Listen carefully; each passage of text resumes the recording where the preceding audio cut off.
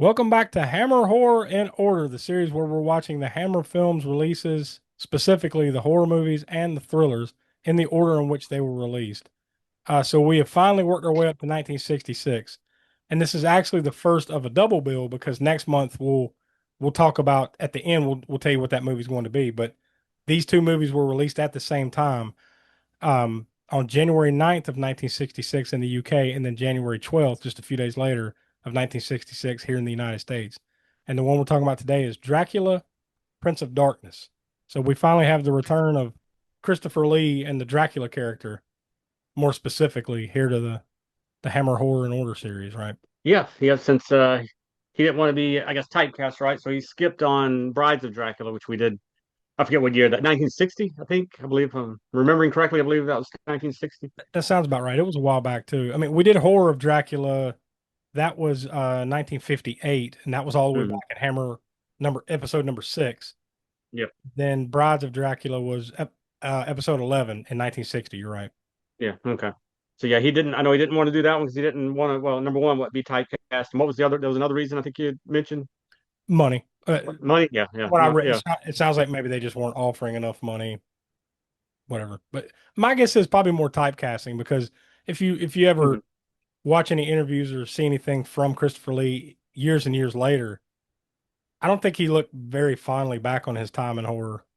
I think he kind of appreciated it for what it was, but like he didn't want to Yeah. be the horror guy. Kind of wanted it probably more. Probably I would guess wanted to be more of a stepping stone to greater things. Yeah. Which Yeah. he did do many great things, including Lord of the Rings series. So I Yeah. mean, he went on to do many more things other than horror, but he still will be known mainly for those Hammer days and especially the horror ones. Yeah.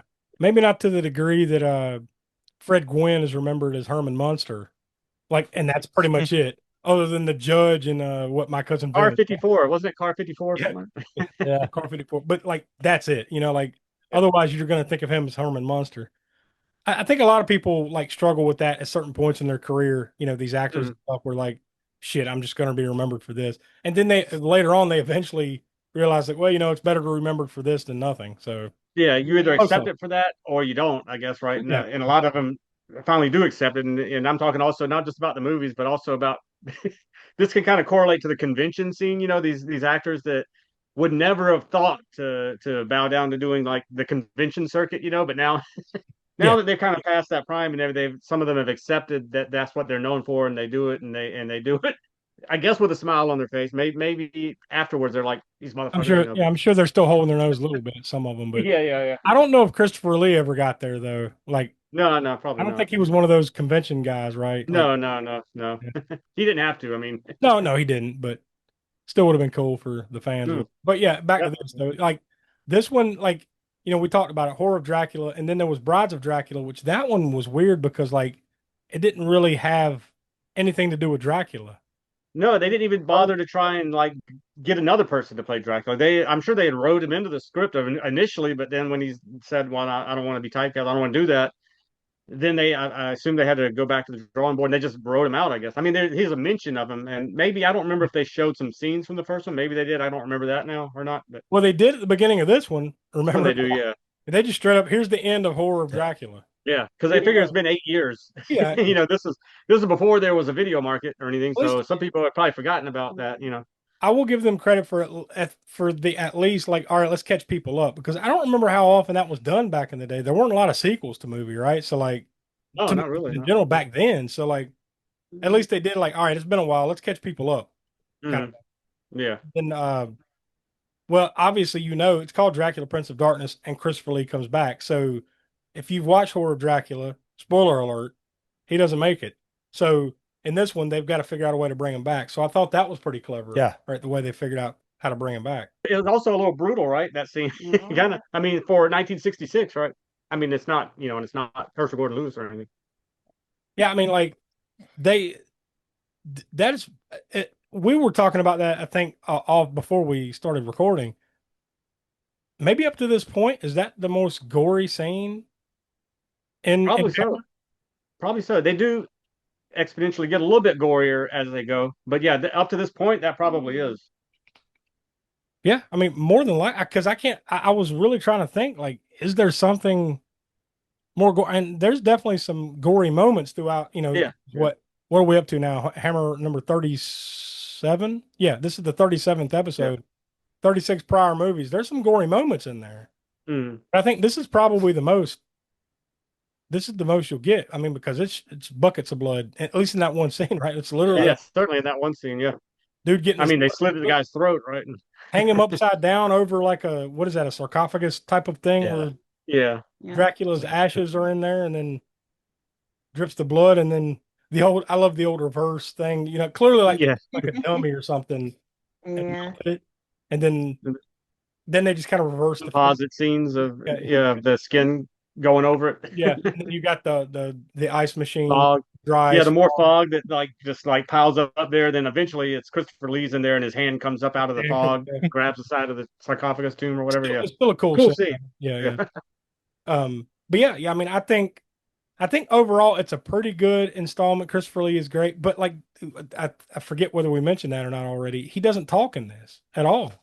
Did we mention? No, and No, I read something about that, and then basically it could be two things, depending on who you believe, right? Christopher Lee said that there was no talk, he didn't have any dialogue because he read the script and hated it. So he said, I'm not going to do that. And then the other part is that Jimmy Sangster, who wrote it, said that he didn't write any dialogue in there for Dracula, and that's why. So again, depends on what you believe about that. Yeah, and then there I could is see either way. I could see it going either way, I guess. I mean, although I don't know that I could probably see more of Christopher Lee's side of it because why? I mean, Dracula's always talked before. Why wouldn't you write? But I don't know. Whatever. but in Horror of Dracula, he did talk, but not a lot. Yeah, Even not a lot. he didn't say a lot. So I think that was always kind of the cool thing about Christopher Lee's Dracula. Is Mhm. he's not gonna explain a bunch of stuff he's gonna do to you. He's just gonna do it. Kind of thing. Yeah, yeah. He's too busy it's funny. hissing. Red eyes. Yeah, yeah. And that was more so in this one. I noticed it seemed like the red eye thing was more in this than it was in the Horror Dracula. It was there in a couple scenes in Horror Dracula, but Mhm. this one they really gave him some red eyes. Needed some visor. Yeah. I think of the name of Oh, man. I can imagine. I mean, I wear contacts and stuff, but from time to time. But I can't imagine. I've never worn any that would be like that. The kind that they have to yeah. wear that Yeah. are not soft and comfortable. Yeah, they don't have the ones I'm wearing now. They didn't have these back then, I don't think. Yeah. Like, they had to wear those like hard, like Hard plastic, Yeah, especially yeah. because they have designs on them and things and colors. And, I mean, Yeah. like harsh colors. that would Insane. it would have been rough. Yeah. But yeah, I mean it looks great. It's well done. It doesn't quite for me live up to Horror of Dracula. And I kind of skip Brides of Dracula because it's kind of like a forgettable little footnote in between, So like just comparing those two, this one isn't as it's well done. It's not as good as that one. Donnie, what do you think? Like comparatively, I mean, we're gonna do a total rating, but Yeah. I was disappointed. Just overall, just disappointed. And like you mentioned and like we talked about earlier, I did like the concept of bringing Dracula back with the throat slit and the blood and all that. I thought that was really creative as far as doing that. But overall, I was just disappointed. Watching the movie, it's about 45 minutes before anything happens. When Yeah. I say anything happens, it's like the flashback at the beginning, and then literally 45 minutes. 45 minutes of this, of what you see in the background this. until he is revived, Yeah. and then some things start happening. But yeah, Yeah. I struggle with slow burns anyway. This was torture. Not really, but it was just like, just well, in the Hammer sense, because once again, I always say we haven't found a turd in the punch bowl yet. oh, this is like reading a book. There's been a couple of Hammer movies we didn't like as much as the other ones, but we haven't found a real bad one yet, right? No, and this one, even though I was disappointed, it's not a bad movie. It's just, you know, I Not what you expected. yeah. Yeah, fair enough.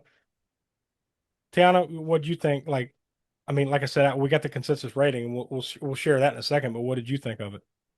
I mean, number one, I love it because it's Hammer, Christopher Lee as Dracula.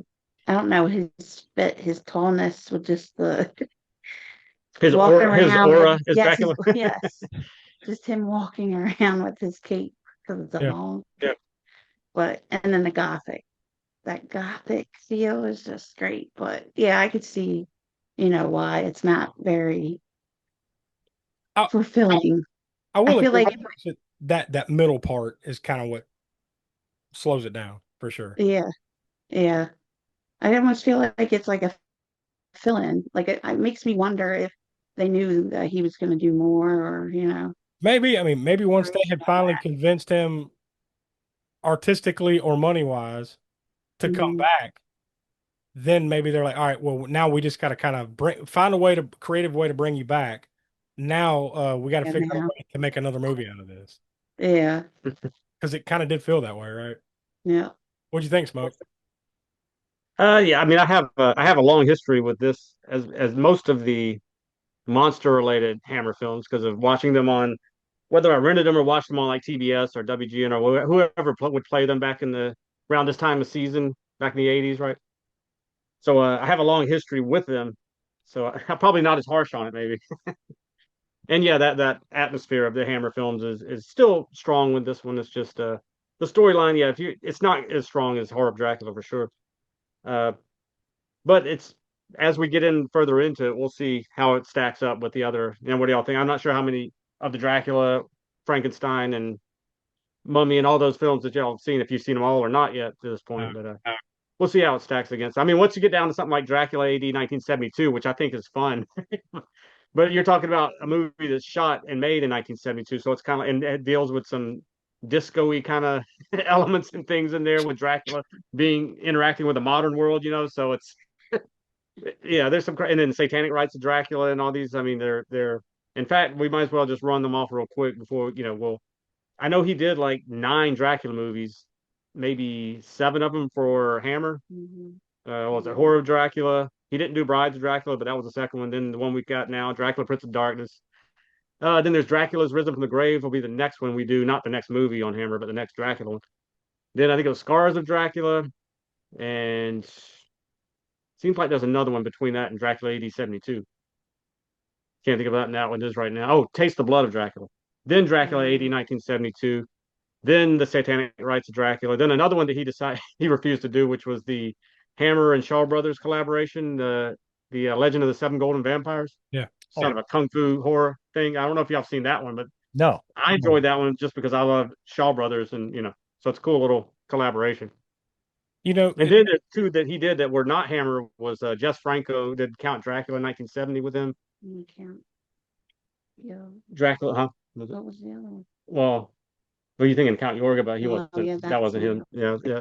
But it was Dracula and Son, which was a satire by a French director whose name I don't recall right off. I can't pronounce it probably, but it was a French director. 1976, Dracula and Son. It was a satire. So that's the rundown of Christopher Lee as Dracula. the one thing that we have forgot to mention in all this that's probably missing between Horror of Dracula and this one is Peter Cushing. Oh yeah. Yeah, Yeah. Yeah, yeah. like, He's not in it. He will return in some of the later ones. but they replaced him in this one with like some kind of. It's a good role, but it's a priest, kind of a loose Yeah, cannon yeah. priest or something like that, right? But Yeah, yeah. He's kind of like what's Okay. funny is because he's like telling all these people that they're backwards types and all that for like wanting to to put a stake through this girl's heart because they think yeah, she yeah. might have been a vampire He's like when she died, but then you know in the he's also in the Gothic era, this dude's like new wave priest, yeah, so he's loose cannon. yeah. Not it's a cool little role, but you can clearly tell like it's missing. If you had Peter Cushing as Van Helsing in this, Mm. raise it up, raise the bar a little bit. But hey, it is what it is. It's fun for what it is. So we landed on a consensus score of 3.5 hammers. So that's not as high as Horror of Dracula, of course, but that's still pretty high. Out of That 5. Yeah. I mean, our rankings here, Donnie, Yeah. you can see here, that's top 5. The only ones that we have ranked higher than this to date are The Curse of Frankenstein from 1957, Horror of Dracula from 1958, The Revenge of Frankenstein from 58, and The Mummy from 59. This is actually the highest rated 60s movie now. So we'll see. Well, as we keep going along here, how many can beat that out, I guess. But go check it out. If you haven't seen it, go check it out. Now, next month, we return. It's another horror movie, thankfully. It's going to be a while before we get that back to any thriller movies. So those are kind of always hit or miss. I mean, we've had some good ones, but they're hit or miss. But next month, like I said earlier in the show, this movie came out the same day in the UK and in the US. It was a double bill with Dracula, Prince of Darkness, and that is The Plague of the Zombies from January of 1966. This is another one where I've seen the images, I've seen the poster, but I've never seen the movie. So, yeah, I've seen it, but it's been the video rental days. Yeah. And I'm talking about pre-high school, or not pre-high school, pre-graduation. So it had to have been before 92 the last time I've seen it. There you go. So a long, long time, but you only got to wait a month more to see it now. So there you go. Stick to the YouTube channel here. Please like, subscribe, and all that jazz. Click the bell to be notified because we've been going live a little bit more here lately on the YouTube channel. So you want to make sure you don't miss that when we do that. New episodes of the All American Spook Show podcast come out every Monday at 6 p.m. East, right here on the YouTube channel, and also wherever you get your podcast. And check out the other series we've got going here, including Grindhouse Gutter and Video Vortex. So lots of fun to be had. Go visit aaspookshow.com. So we'll talk to you next month. See y'all. Later.